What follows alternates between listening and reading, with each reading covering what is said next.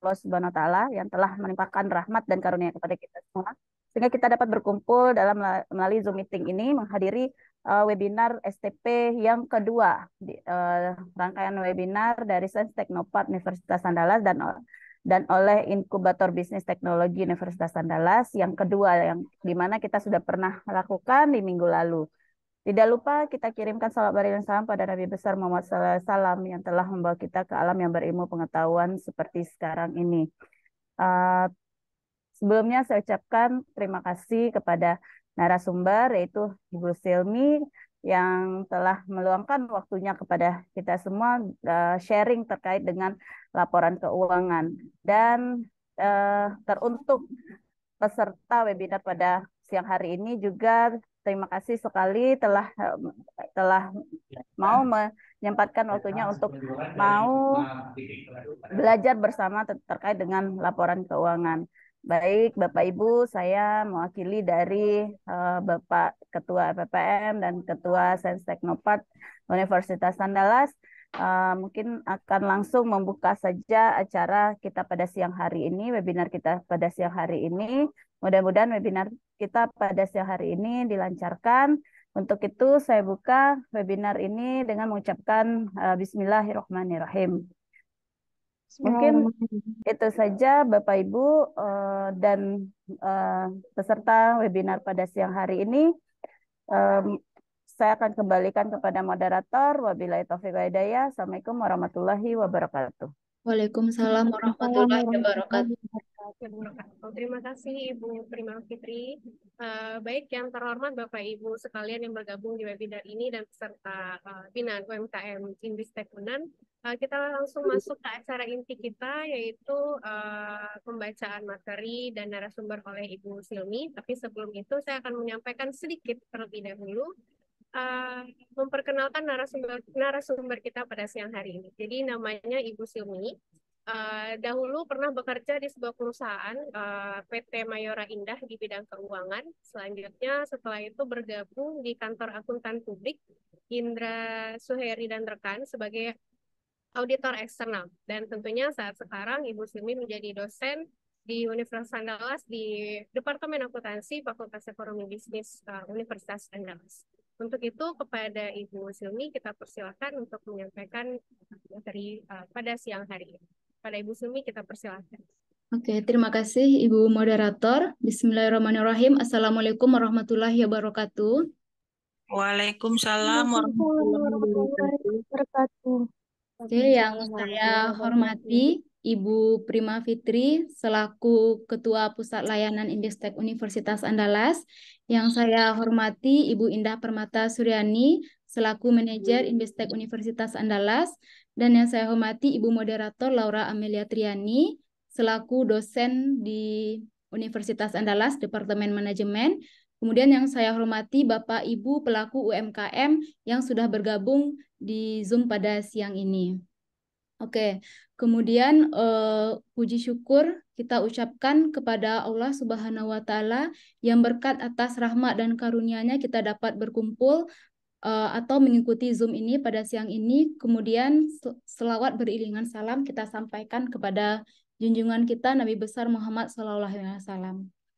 Oke, untuk tidak memperpanjang ceramah, mungkin kita bisa langsung masuk ke acara inti kita pada hari ini. Itu terkait tentang penyusunan laporan keuangan sederhana untuk UMKM, dan di sini itu berpedomankan kepada standar akuntansi keuangan EMKM yang sudah diatur oleh IAI atau Ikatan Akuntansi Indonesia. Oke, Bapak Ibu, saya izin untuk share screen materi kita pada hari ini.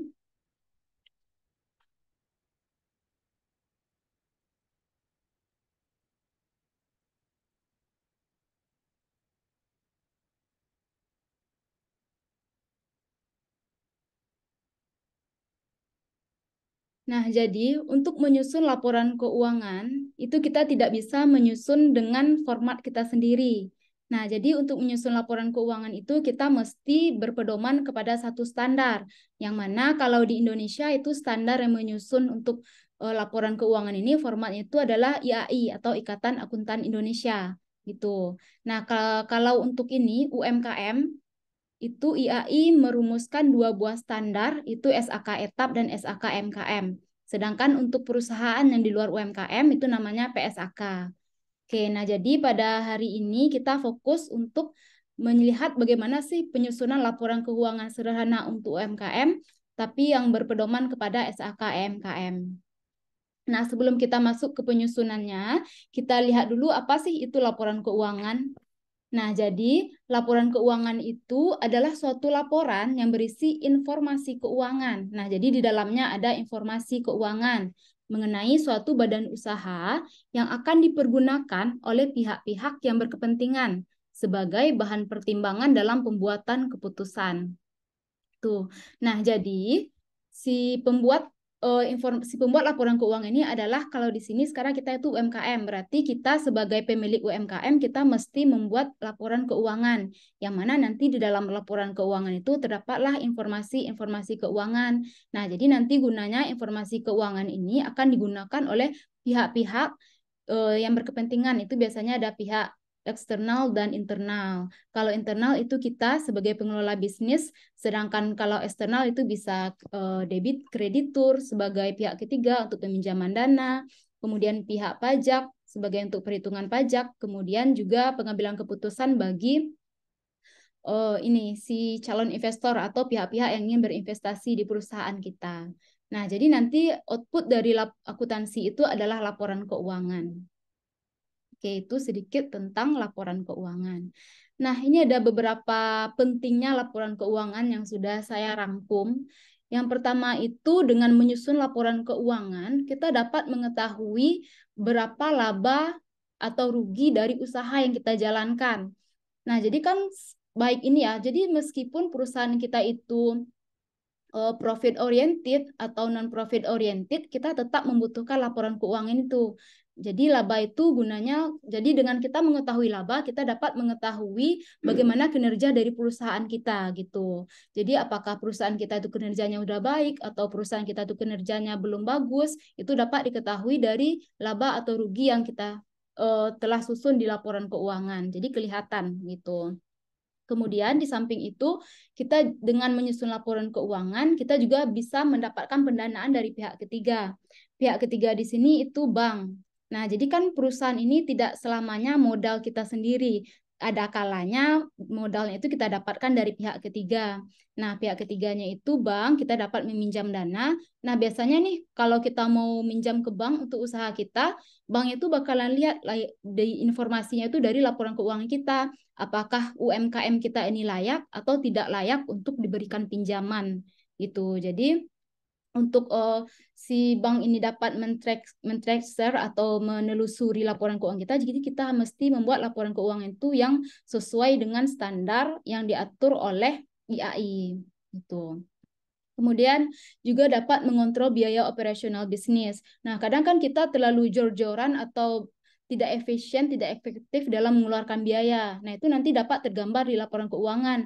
Jadi nanti untuk perencanaan ke depannya dengan biaya yang segini kita keluarkan, itu apakah sudah efektif atau efisien. Itu nanti bisa kita minimalisir gitu dari hasil informasi keuangan. Kemudian juga dapat mengontrol aset usaha, mengetahui jumlah hutang dan piutang. Nah, misalnya nih kalau untuk mengetahui jumlah piutang, dari sini kita dapat lihat nih piutang kita pada tahun berjalan sebanyak ini gitu. Nah, apakah ini akan baik atau tidak baik untuk perusahaan kita ke depannya. Jadi itu dapat kita pertimbangkan atau perhitungkan. Kemudian di samping itu, laporan keuangan ini juga dapat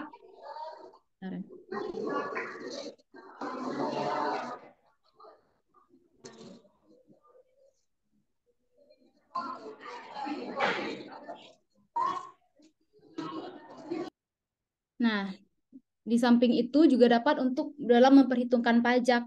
Jadi di pajak itu adalah namanya, kalau untuk laporan keuangan kita itu namanya laporan keuangan komersial, sedangkan laporan keuangan yang diserahkan untuk perhitungan pajak itu namanya laporan keuangan fiskal. Nah, jadi nanti perhitungan laporan keuangan fiskal, kalau kita udah punya laporan keuangan komersial yang terurut, terstandar, terorganisir, maka kita pastinya akan gampang memindahkan atau mengkonversi ke laporan keuangan komersial, sehingga kita nanti akhirnya tinggal ngalih dengan tarif perhitungan pajaknya aja. Tuh, kalau untuk wajib pajak badan itu biasanya dibayarkan di bulan April ya, Bapak Ibu, di akhir April gitu.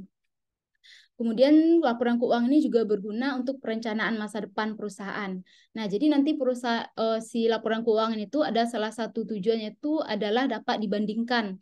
Dapat dibandingkan ini maksudnya laporan keuangan di tahun 2022 itu dapat dibandingkan dengan laporan keuangan di tahun 2023. Nah, jadi tujuannya nanti dapat dijadikan perencanaan masa depan di tahun berjalan di 2024 gitu. Nah, jadi kita dapat melihat nih misalnya kita punya sasaran atau tujuan laba kita maunya di tahun selanjutnya itu naik sekitar 10%. Untuk menentukan naik 10% itu kita harus mengambil beberapa strategi atau tindakan agar laporan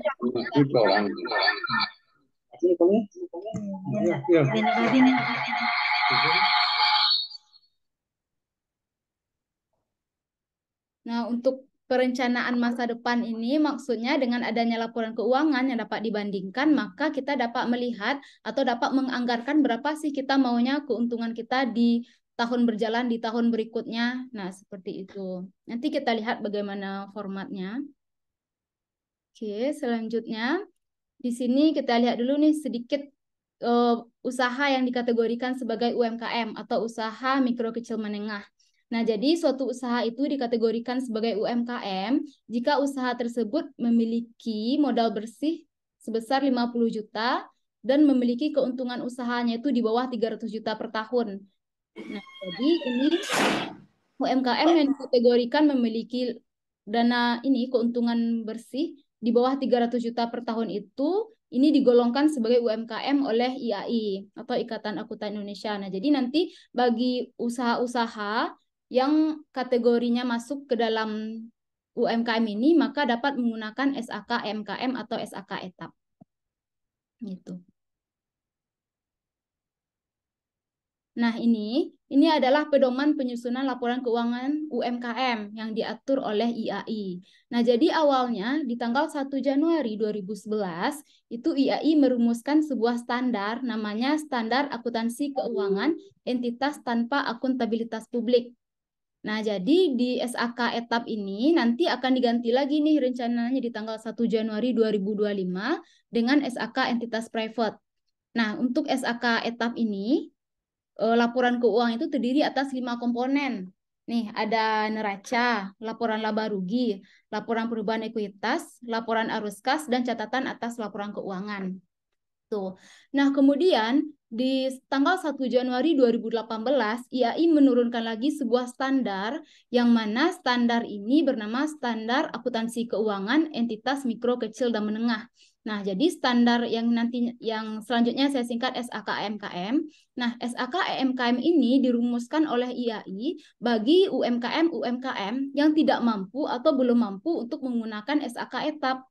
Nah, karena di SAK etap ini bisa kita lihat ya perbedaannya. Kalau di SAK etap itu untuk laporan keuangannya terdiri atas 5 komponen.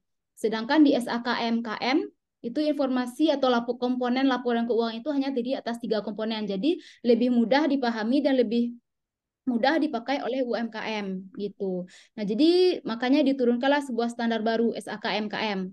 Tapi IAI membebaskan pelaku UMKM mau menggunakan SAK etap atau SAKMKM. Nah, tapi fokusnya pada hari ini, di webinar kali ini kita fokusnya melihat bagaimana sih penyusunan laporan keuangan UMKM dengan menggunakan SAKMKM. Gitu. Jadi nanti ada 3 komponen laporan keuangan SAKMKM. Nah, asumsi dasarnya kalau di SAKMKM itu berbasis dasar akrual.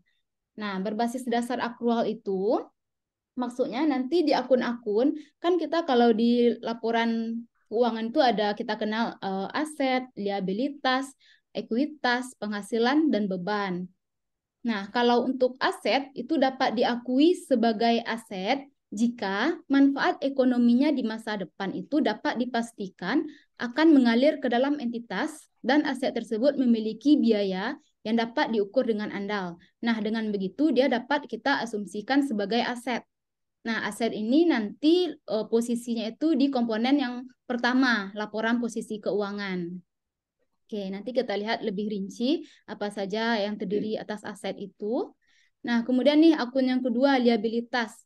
Sebuah akun liabilitas dapat diakui sebagai liabilitas jika pengeluaran sumber daya yang mengandung manfaat ekonomi dipastikan akan dilakukan untuk menyelesaikan kewajiban entitas dan jumlah yang harus diselesaikan itu dapat diukur secara andal.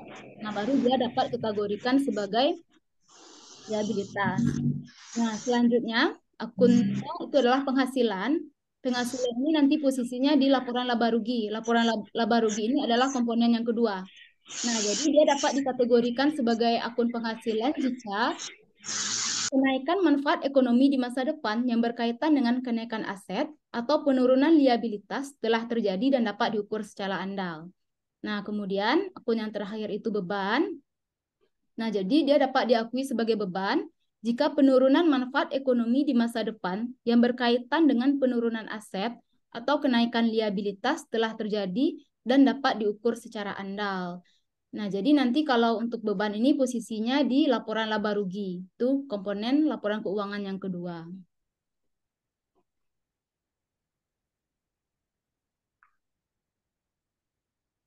Nah, jadi di dalam menyajikan laporan keuangan itu kita mesti berlaku jujur. Nah, jadi jujur di sini maksudnya kita jujur atas transaksi yang terjadi, peristiwa yang terjadi, dan kondisi lain yang terjadi memang sesuai dengan kriteria pengakuannya, baik itu sebagai aset, liabilitas, penghasilan, dan beban. Jangan nanti sebenarnya transaksinya itu masih hutang kredit, tapi kita akui kalau kasnya udah diterima gitu, aset kita nambah. Nah, itu nggak boleh gitu ya. Jadi mesti jujur. Nah, jadi tujuannya jujur itu nanti agar entitas itu usaha kita, agar tujuan itu nanti dapat relevan, representasinya tepat, keterbandingan dan keterpahaman. Nah, relevan maksudnya di sini adalah informasi keuangan yang kita susun di laporan keuangan kita itu dapat digunakan oleh pengguna untuk proses pengambilan keputusan. Nah, seperti yang saya bilang tadi nih, untuk proses pengambilan keputusan, misalnya bagi pengelola bisnis UMKM. Nah, dengan hasil yang seperti ini, informasi yang didapatkan di laporan keuangan seperti ini, maka kita harus ngambil kesimpulan seperti apa untuk berjalannya atau berlangsungnya perusahaan ini ke depannya. Tuh. Kemudian yang kedua, representasinya tepat. Nah, jadi informasi ini disajikan secara tepat atau secara apa yang seharusnya disajikan dan bebas dari kesalahan material dan bias. Nah, di sini suatu kesalahan dikatakan material jika kesalahan tersebut dapat mengubah keputusan. Nah, tapi jika kesalahan tersebut tidak material, berarti dengan adanya kesalahan tersebut, maka tidak ada keputusan yang berubah. Nah, itu dia maksud dari material di sini. Gitu. Oke, kemudian selanjutnya keterbandingan. Nah, keterbandingan ini informasi dalam laporan keuangan entitas dapat dibandingkan antar periode untuk mengidentifikasi kecenderungan posisi dan kinerja keuangan. Nah, jadi informasi dalam laporan keuangan entitas ini dapat dibandingkan antar entitas untuk mengevaluasi posisi dan kinerja keuangan.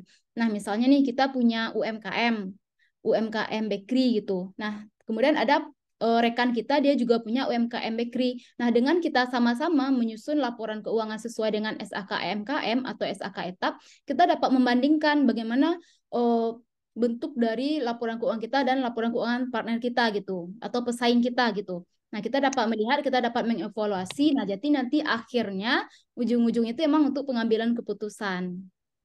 Gitu. Nah, kemudian dapat dibandingkan. Jadi kan kita udah nyusun laporan keuangan nih di tahun 2021. Nah, nanti kita bikin lagi di tahun 2022.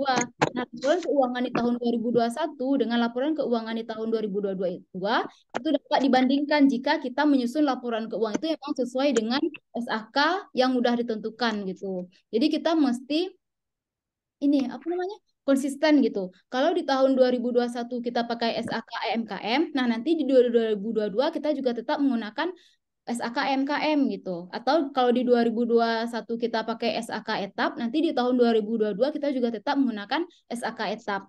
Nah, jadi mesti konsisten sehingga laporan keuangan itu kita dapat dibandingkan. Nah, dengan adanya pembanding ini tujuannya nih Bapak Ibu, jadi misalnya nih laba kita di tahun 2021 itu 100 juta gitu ya. Nah, kita pengennya nanti di tahun 2022 saya maunya laba saya udah 150 juta. Nah, kita tentukanlah hal-hal yang inovatif atau hal-hal yang kreatif untuk meningkatkan pendapatan kita. Nah, gitu. Jadi kan sebenarnya itu kalau dibandingkan itu ditaruh di sini satu-satu gitu ya, dibandingkan kiri kanan itu kita dapat langsung track atau menelusuri itu berapa angkanya, apakah pendapatan kita bertambah, apakah hutang kita yang bertambah.